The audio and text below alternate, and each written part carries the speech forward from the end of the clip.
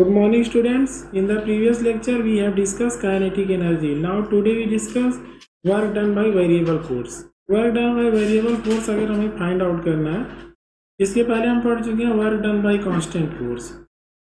Work done by constant force means अगर force और displacement में हमें ग्राफ पता है तो area under force and displacement क्या हमें देता था, work done by constant force. अब अगर हमें work done by variable force निकालना है, वेरिएबल फोर्स का मतलब जो फोर्स है वो डिस्प्लेसमेंट के साथ वेरी करेगा. इसके लिए हम अगर एक ग्राफ प्लॉट करें, यहाँ पर एक्स एक्सिस के अलॉन्ग हम डिस्प्लेसमेंट दिखा दे रहे हैं और वाई एक्सिस के अलॉन्ग फोर्स. ये क्लियर है. अब सपोज दैट कि कोई ऑब्जेक्ट है, इसका इनिशियल पोजीशन एक्स आई है और ये इसका फाइनल पोजीशन जो है वो एक्स एफ है. मतलब एक्स आई से एक्स एफ पे जा रहा है कोई ऑब्जेक्ट, और पूरी इस मोशन में जो फोर्स है वो इस तरह वेरिएबल है. यहाँ अगर हम देखें तो फोर्स पहले क्या हो रहा है, इंक्रीज हो रहा है, फिर क्या हो रहा है, डिक्रीज हो रहा है. इस तरह हम क्या देख रहे हैं, x i to x f के लिए जो फोर्स है वो वेरिएबल है. अब ऐसे केस में अगर हम देखें,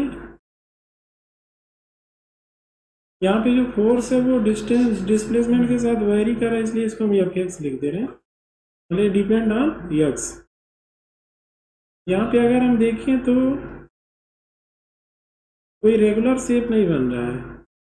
अगर यहाँ रेक्टेंगल बनता, अगर ये स्ट्रेट लाइन होता तो यहाँ पे रेक्टेंगल बनता तो area under force and displacement हम क्या करते, एरिया निकाल लेते रेक्टेंगल का, वही क्या हो जाता वर्क डन.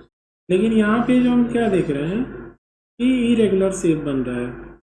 अब ऐसे केस में हम एरिया यहाँ कैसे निकालेंगे, इसको करेंगे क्या, हम इक्वल पार्ट्स में डिवाइड कर लेंगे. इसको हम इक्वल पार्ट्स में डिवाइड कर लेंगे.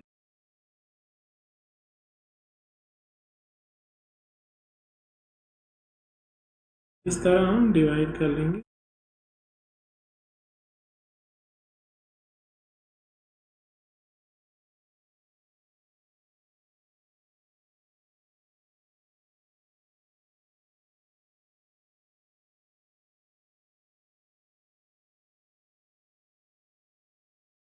अब अगर हम देखें तो कोई भी अगर एक पार्ट हम लें, सपोज दैट कि ये वाला पार्ट हम ले रहे हैं,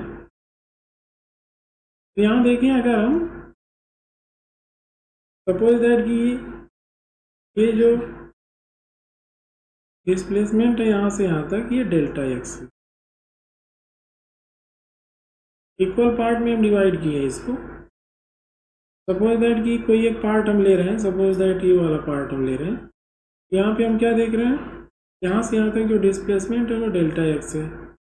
अब अगर हम यहाँ देखें तो अप्रॉक्सीमेटली यहाँ पे हमें स्ट्रेट लाइन मिल रहा है. अप्रॉक्सीमेटली क्या मिल रहा है, स्ट्रेट लाइन मिल रहा है. सपोज दैट कि फोर्स है वो यहाँ पे फोर्स कितना है, एफ एक्स है. और इसका एरिया अगर हम देखें, इसका एरिया हम निकाल सकते हैं. तो डेल्टा ए इक्वल टू क्या हो जाएगा, F x delta x, f x delta x. ये हमने एरिया कैसे निकाला, यहाँ देखो, यहाँ पर ये अगर हम देखें छोटे छोटे पार्ट में डिवाइड करने से वो क्या रहा है कि ये जो फोर्स है वो अप्रॉक्सीमेटली कांस्टेंट हो जाए. अब यहाँ पर हम इसको एक रेगुलर रेक्टेंगल बन गया. अब इसका एरिया हम ले लिए. अब यही क्या देगा, वर्क डन. यहाँ में स्मॉल वर्क डन पता चल जाएगा, डेल्टा डब्ल्यू equal to f x delta x. अब अगर हम टोटल वर्क डन निकालना चाहते हैं, देयरफॉर टोटल वर्क डन अगर हम निकालें, टोटल वर्क डन, तब यहाँ पर हमने इक्वल पार्ट में डिवाइड किया तो सबका एरिया अप्रॉक्सीमेटली लगभग कितना होगा, एफ एक्स डेल्टा एक्स. तो अगर हम देखें तो यहाँ डब्ल्यू इक्वल टू क्या हो जाएगा, इक्वल तो नहीं मिलेगा बट अप्रॉक्सीमेटली हम यहाँ वर्क निकाल सकते. ये लगभग क्या हो जाएगा, यहाँ हम समेशन ले लेंगे, कहाँ से कहाँ तक, x i to x f x delta x, f x delta x. मतलब यहाँ पे हम कर क्या रहे हैं, किसी एक पार्ट का एरिया निकाल लिए तो इससे हमें स्मॉल वर्क डन पता चल गया। अब हम समेसन ले लिए, समेसन का मतलब x i to x f के बीच जितने इक्वल पार्ट्स हैं सबका एरिया हम ऐड कर दे रहे हैं। तो एरिया ऐड कर देंगे तो अप्रॉक्सीमेटली हमें वर्क डन पता चल जाएगा। बट अगर हम समेसन करने के मतलब यहाँ हम ऐड कर रहे हैं, ठीक है। बट अगर हम यहाँ ये निकालना चाहें, यहाँ अप्रॉक्सीमेटली का सिंबल हटा के इक्वल लाना चाहें, तो इसके लिए हमें करना क्या होगा, इसके लिए हमें करना होगा if delta x tends to zero, delta x tends to zero, इसका मतलब ये हुआ कि अब यहाँ जो ये डेल्टा एक्स है इसको भी इक्वल पार्ट्स में डिवाइड कर दें। तो अगर हम बहुत सारे इक्वल पार्ट्स में डिवाइड कर देंगे तब ये अप्रॉक्सीमेटली स्ट्रेट लाइन मिल रहा था। यहाँ पर अगर हम देखें तो सब में लगभग अप्रॉक्सीमेटली स्ट्रेट लाइन मिल रहा है। ये क्या हो जाएगा, कहने का मतलब ये देखो ऐसे कोई एक पार्ट अगर हम लें तो इस तरह वेरिएशन मिल रहा है। और अगर इसको भी हम छोटे छोटे पार्ट में डिवाइड कर दें, इस छोटे छोटे पार्ट के लिए अगर हम देखें तो ये अप्रॉक्सीमेटली स्ट्रेट लाइन था, ये स्ट्रेट लाइन हो जाए। ये क्लियर है। तो हमें जो आएगा वर्क डन एक जगह मतलब डब्ल्यू इक्वल टू, यहाँ हम क्या लिख सकते हैं, अगर हम यहाँ इक्वल लिखना चाहते हैं तो यहाँ हमें लिखना होगा limit delta x tends to zero, x i summation x i to x f x delta x. मतलब यहाँ पर हमने इस समेसन के पहले क्या लिख दिया, limit delta x tends to zero. तो अब जो ये अप्रॉक्सीमेटली का सिंबल है ये किस में कन्वर्ट हो, इक्वल में। अब इसी को अगर हम यहाँ पे जो लिखा है limit delta x tends to zero summation x i to x f x delta x, इसका मतलब ये हुआ कि अब यहाँ जो डेल्टा एक्स है वो वेरी स्मॉल है। ये क्लियर हुआ। अब अगर हम चाहें तो इस यहाँ पर अगर हम ये limit delta x tends to zero x i to x f नहीं लिखना चाह रहे हैं, यहाँ पर हम इंटीग्रेशन का सिंबल यूज कर सकते हैं, इंटीग्रेशन का सिंबल यूज कर सकते हैं। इसके जवाब हम लिख सकते हैं integration x i to x f x d x.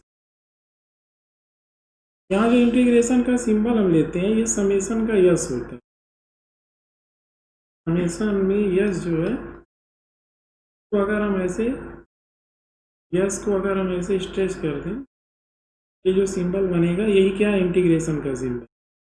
मतलब जो काम समेसन का है वही इंटीग्रेशन का भी होता है। समेसन क्या है, बड़े पार्ट को ऐड करता है, जैसे यहाँ डेल्टा एक्स बड़े बड़े पार्ट को ऐड करता है। इंटीग्रेशन क्या है, वेरी स्मॉल पार्ट ऐड करता है। जैसे यहाँ पर काम दोनों का एक ही है, ऐड करना, बस ये बड़े बड़े पार्ट को ऐड करता है समेसन, और इंटीग्रेशन छोटे छोटे पार्ट को ऐड करता है। जैसे यहाँ देखो कि अगर हम नहीं लिखना चाह रहे कि limit delta x tends to zero summation x i to x f, तो इसके जब हम क्या यूज कर सकते, इंटीग्रेशन का, और यहाँ क्या हो जाएगा x i to x f, और ये एफ एक्स, और यहाँ डेल्टा एक्स नहीं लिखेंगे डी एक्स। ये क्लियर हो गया। इसी को हम इंटीग्रेशन अंडर लिमिट भी कहते हैं या डिफिनिट इंटीग्रल। तो ये जो फार्मूला है डब्ल्यू equal to integration x i to x f x delta x f x d x, यही फार्मूला किसका है, work done by variable force, work done by variable force. अब इंटीग्रेशन में यहाँ पर हम एक फार्मूला यूज करेंगे कि अगर लिखा हो integration x to the power n d x, ये हो जाएगा x to the power n plus one upon n plus one. जैसे यहाँ पे एक्स स्क्वायर हो एक्स स्क्वायर डी एक्स, ये हो जाएगा एक्स टू द पावर 2+1/2+1, मतलब ये हो जाएगा x³/3। ये क्लियर है? इस तरह यही अभी हमें यूज है, इसी का हम यूज करेंगे। अब जैसे इंटीग्रेशन एक्स डी एक्स हो, इंटीग्रेशन एक्स डी एक्स हो तो क्या हो जाएगा, x to the power 1+1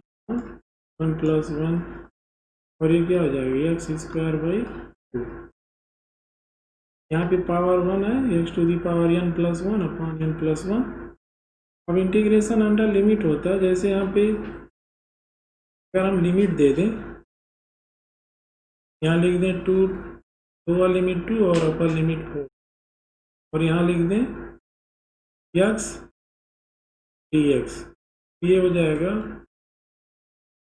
x²/2 और यहाँ पे लोअर लिमिट क्या है 2 और अपर लिमिट क्या है 4/2, यहाँ बाहर कर लें, upper limit minus lower limit, मतलब 4 का स्क्वायर माइनस 2 का स्क्वायर, और ये आ जाएगा 1/2 16 माइनस 4, ये हो जाएगा 1/2 इंटू 12 और ये आ जाएगा।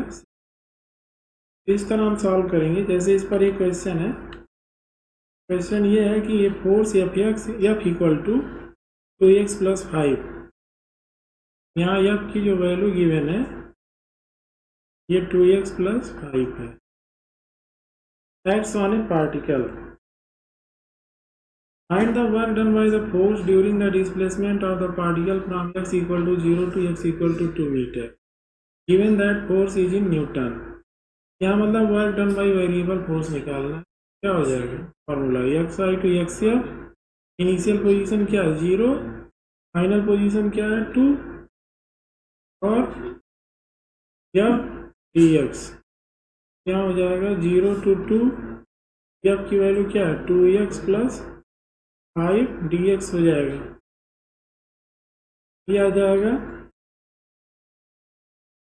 0 से 2, पहले हम 2x dx कर लेंगे और ये फिर प्लस 0 to 2 5 dx, दोनों अलग कर लेंगे, 2 यहाँ बाहर हो जाएगा, x का क्या हो जाएगा x²/2, लिमिट क्या है 0 से 2 और यहाँ प्लस 5 बाहर कर लें तो यहाँ क्या बचेगा 0 to 2 x पे पावर 0 dx यहाँ लिख सकते हैं। अब यहाँ क्या आ जाएगा, अगर हम देखें तो W = आ जाएगा 2 बाहर कर लें, 2 कैंसिल हो जाएगा, x² lower limit 0 upper limit 2 plus 5 x पे पावर 0 है तो x पे पावर 0 का मतलब x पे पावर 0 + 1/0 + 1 क्या आ जाएगा x, यहाँ क्या आ जाएगा 5x, lower limit 0 upper limit 2, ये हो जाएगा 2 का स्क्वायर माइनस 0 का स्क्वायर प्लस 5, 2 का स्क्वायर माइनस, यहाँ स्क्वायर नहीं है 2 - 0 हो जाएगा, ये हो जाएगा 4 - 0 प्लस 5, यहाँ 2 - 0 मीन्स ये आ जाएगा 4 + 10 और ये टोटल कितना आ जाएगा 14 जूल। ये क्लियर है? इसके बाद होमवर्क है, इसको आप सॉल्व करेंगे, अगर कोई प्रॉब्लम होगा नेक्स्ट वीडियो में डिस्कस करेंगे। Okay, thank you.